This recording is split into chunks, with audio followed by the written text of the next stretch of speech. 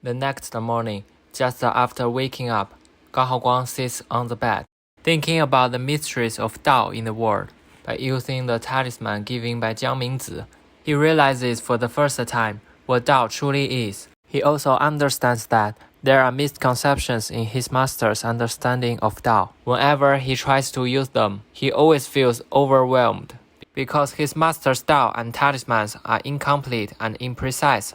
This is not because the sect's scriptures are incorrect, but rather because its master lacks the talent to discover the truth of the world. All things in the world are connected by the Tao. Now, Gao Haoguang worries that he might become indifferent to worldly matters because yesterday he has seen an unimaginable power and the true face of the world. He muses to himself, perhaps there is nothing left in this world can spark my interest anymore. But then a voice is heard. Still in bed?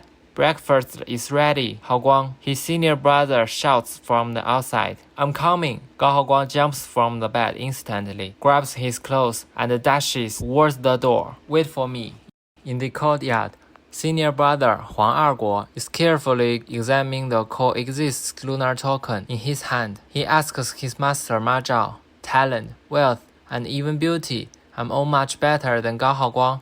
Why wasn't I the one chosen? Perhaps it's because you are shameless? Ma Zhao said. Alright, quickly give the token back to Haoguang. It's his now. Ma Zhao, using his brand new golden hand, takes back the Sanzhen Coexist lunar token and throws it to Gao Haoguang. He can produce gold at will, so why continue to fight zombies? He should just buy houses in the town center. They are sure to appreciate it in the future. Anyway, Gao Haoguang takes the lunar token and asks Ma Zhao about the purpose of this thing's existence. Ma Zhao naturally and confidentially states that it's old and doesn't remember the purpose of this treasure. Gao Haoguang stares at Ma Zhao with a disdainful look, as if he's looking at an idiot. Ma Zhao, feeling ashamed and angry, calls Gao Haoguang an unfilial disciple and then turns around to the study room to search for answers. It appears that his level of skill is low, but his level of temper is quite high. After the old Daoist disappears, Gao Haoguang's senior sister, Miao Qingqing,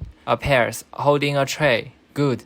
Glad to see they all got name. Although Miao Qingqing was the first among the three of them to join the Sanzhen sect, she is extremely pure and innocent. She asks Gao Haoguang why the master hasn't come for breakfast yet. Gao Haoguang replies that their master has passed away due to the relapse of his injury. Seeing doubts on his senior sister's face, he even imitates the way Christians pray. Miao Qingqing truly believes and cries like a flood.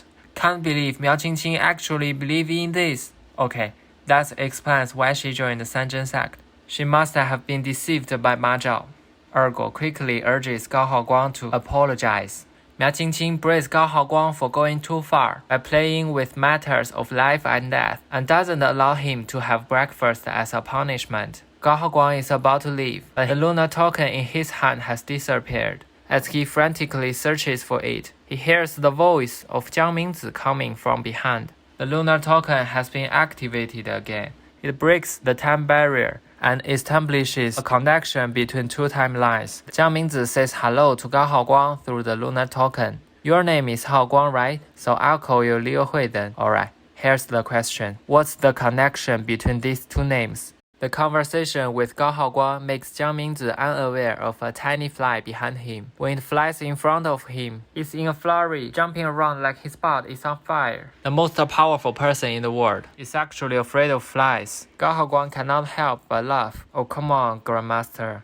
Don't cry like a little girl. Oh, it's hard to say that. Even a little girl may not be as afraid of flies as he is. Upon hearing these words, Jiang Mingzi instantly freezes, his face turning gloomy as the weather in England. Just as Gao Haoguang thinks something is about to happen, Jiang Mingzi transforms into a stunning beauty with an attractive figure and proudly says, How did you know that I lived 1/3 of my life as a woman? Gao Haoguang is freaked out by him, or her maybe, and turns into a white potato, just like the favorite food of British people in the UK. Thinking about having to cooperate with such an unreliable person in the future to fight zombies, Gao Haoguang almost vomits. Fortunately, he hasn't had breakfast yet thanks to Miao Qingqing. After play, Jiang Mingzi becomes serious. and asks Gao Haoguang to call the others over to explain the purpose of the coexistent lunar token. But Gao Haoguang refuses to do so. In his heart, Qingqing is too naive and innocent. Ergo may be mischievous, but has family to care for.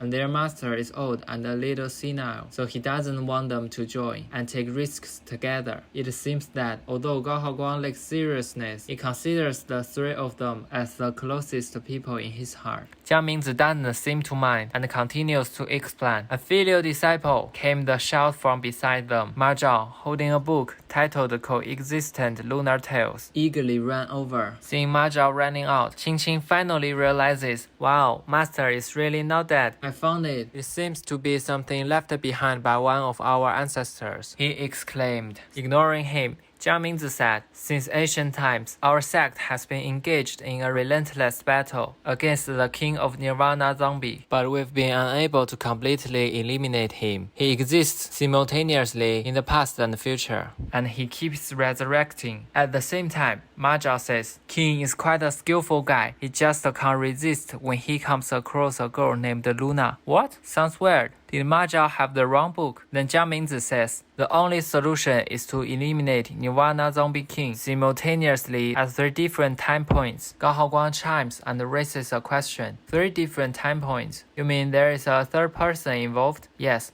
Ma Zhao says seriously. There is a third girl. She joined in with a swaying hip. Okay, he definitely has the wrong book. The book appears to have an R rating and may only be accessible to premium members. On the other side, Jiang Mingzi says, we still need one more person, but in the near future, he will definitely join us. For now, I want you to become stronger, and then one day, together, we will eliminate the king of Nirvana zombie. You are so strong, my king. Ma Zhao blushes and shouts, I surrender, I surrender. What the hell? He has to stop now. It seems the story has reached its climax. His shouts also attract the attention of Qingqing and Ergo. Can someone please call the police? There are children and women here. Gao Haoguang smiled and murmured softly to himself, you fool. It's better to peacefully enjoy your old age, master. Jiang Mingzi can no longer bear it. Just before the master is about to turn to the next page, Jiang Mingzi draws a turtle on the book and scolds Ma Zhao for telling such things to disciples. So Jiang Mingzi also has this book, right? Fine, that's why they are in the same sect.